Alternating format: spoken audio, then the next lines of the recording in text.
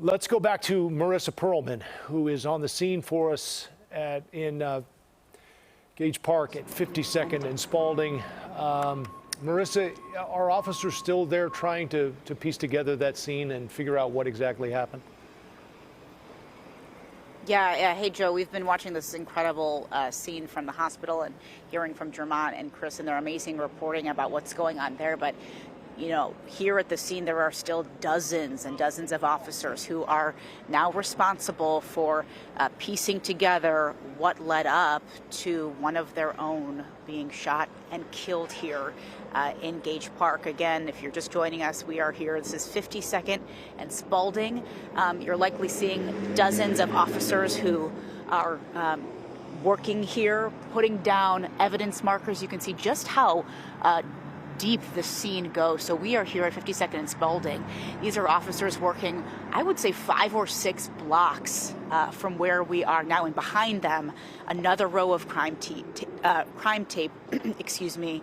And again, that is where we believe the crime scene is centered. So police officers have been here trying to figure out exactly what happened while the news of one of their colleagues has spread. And it's also spread here to the neighborhood in Gage Park. We just spoke with a neighbor who lives, he says, directly across from where he believes this shooting happened. He has been allowed in his home to come out and walk his dog. That's where we spoke with him, but says police officers are not letting any vehicles up or down the street. So the access to homes in this area is very limited for neighbors who live here. But again, his first thought was, you know, I can't believe this happened here. It's devastating. He spoke about gun violence needing to stop in this neighborhood. And again, when we talked to him about him learning that this was a domestic violence, potentially a domestic violence situation that may have led to this fatal shooting involving this officer, he says he was devastated. And you know, he says he's lived on the southwest side here in Chicago for 20 years. He says sometimes things at night may be have gotten touch and go at certain points in time, but he's never heard of an officer, a Chicago police officer, experienced this so close to his home. So again, that has come up in conversation multiple times with neighbors here. So again, there are dozens of police officers trying to piece together what happened here. What we haven't seen is evidence markers that are close to our vantage point. So to piece together from where we are, what may have happened, how many shots were fired. This is all information that we will be learning here in the next couple of hours. We did speak with the Chicago Police Public Information Officer here. He says no information will be shared here on scene. It will be all shared at Mount Sinai Hospital. That will be where the formal press conference will take place, and I'm assuming that's where we'll learn more about this officer, how many years they were on the force, and again, more about this tragic life lost. But again, the solemnness of this neighborhood, you can see it, you can feel it. Neighbors are coming home to this news after a long day of work and hearing that a Chicago police officer was killed in their neighborhood. And they are mourning along with the Chicago police officers who are on scene and again, tasked with a really, really tough job tonight. Joe.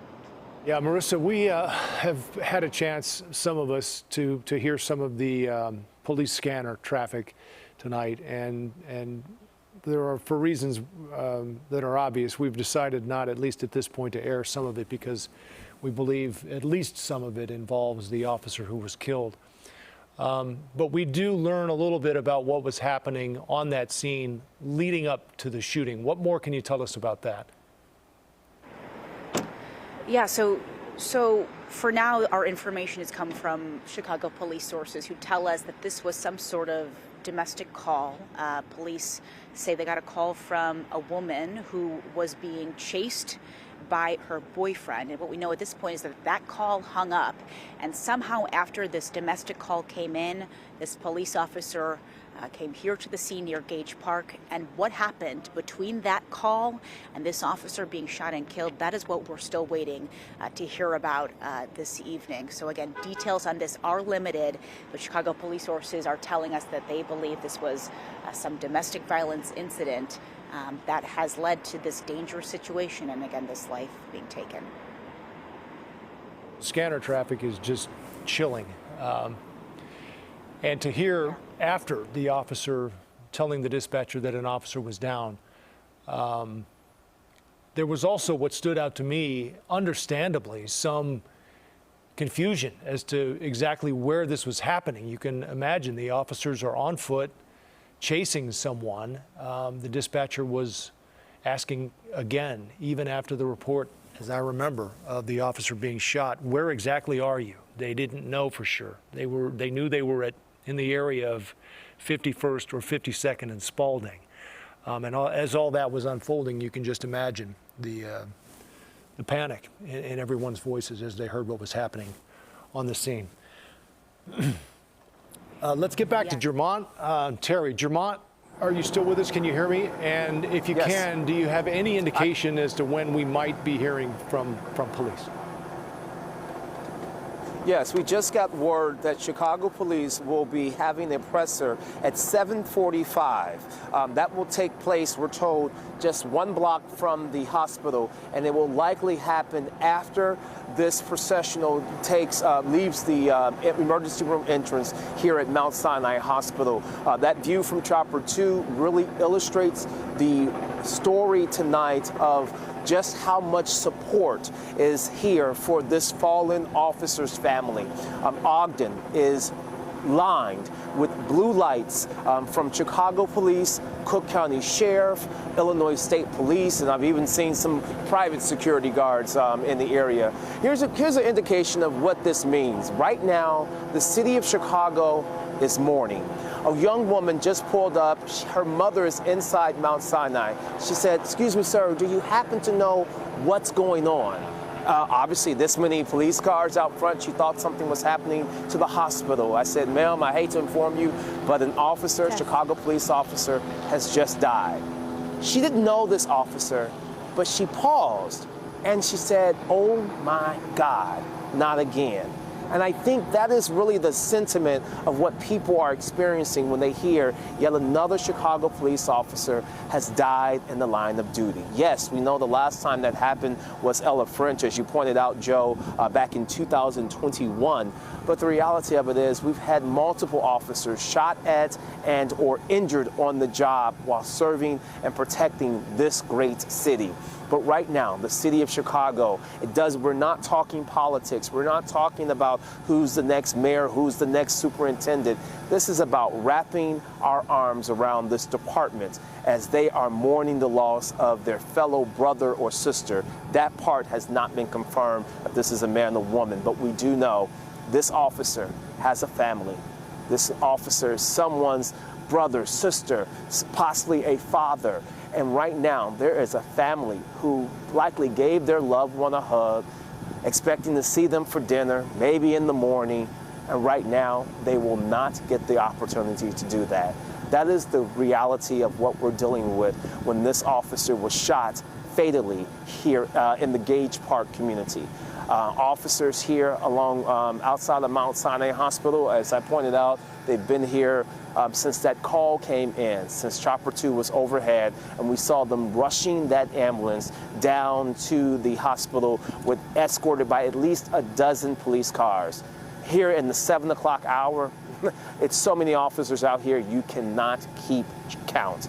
Because right now, hearts are heavy, people are worried, and right now, the city of Chicago mourns the loss of an officer who paid the ultimate sacrifice, protecting and serving. As Marissa pointed out over there in Gage Park at 58 in Spalding, it was a call for domestic violence. Anyone who has done research and has worked as a journalist knows police officers will tell you there is no such thing as a routine call, but domestic violence calls sometimes are the most volatile calls that officers go to. They know what the call was for, but they're not sure if it has escalated to a point from when that original 911 call came. We've been reporting and have learned that there was some type of foot pursuit, and the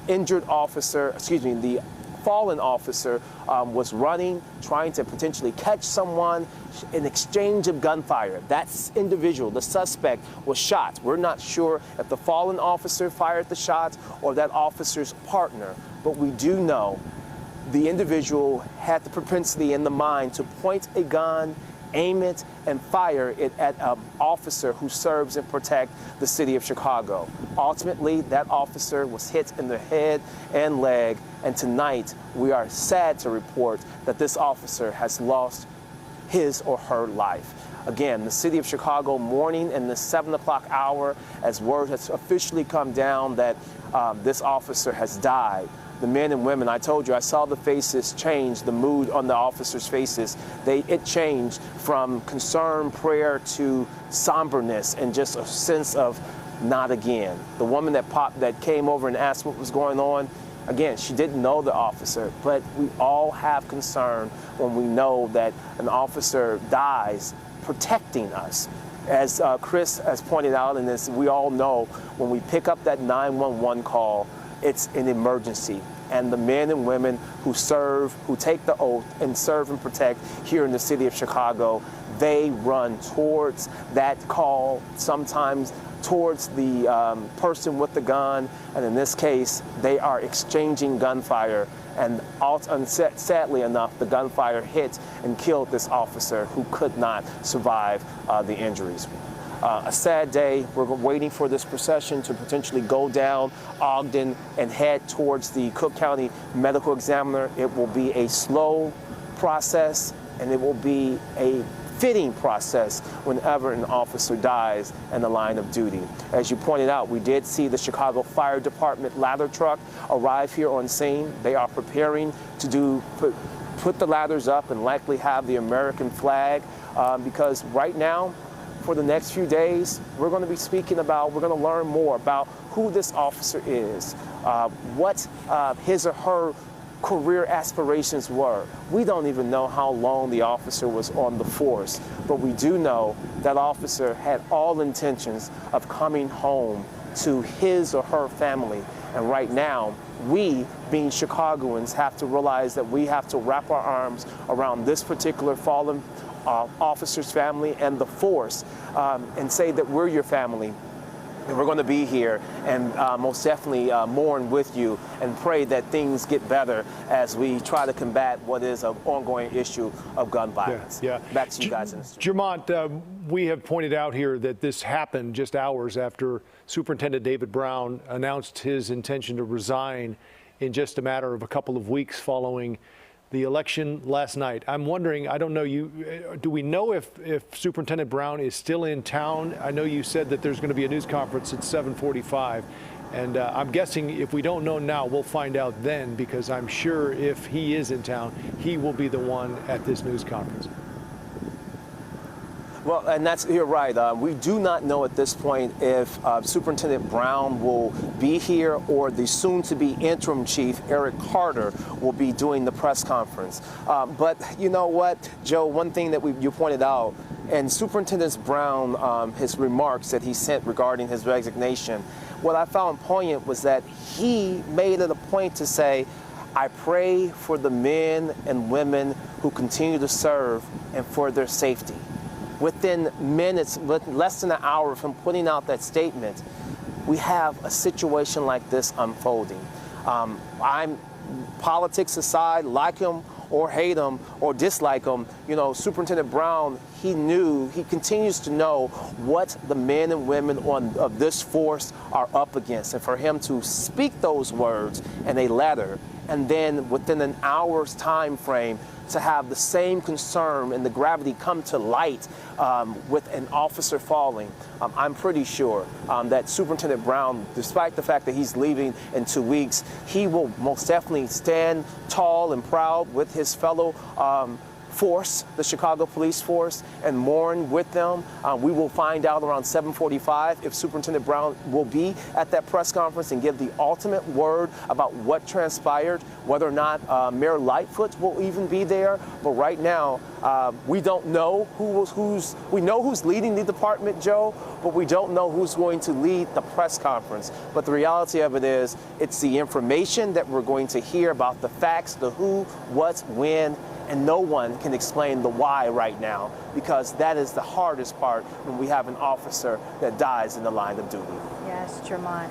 As you mentioned, 7:45, so just about 15 minutes from now, if it appears to continue to be on schedule, that's when we will hear more from the Chicago Police Department. Some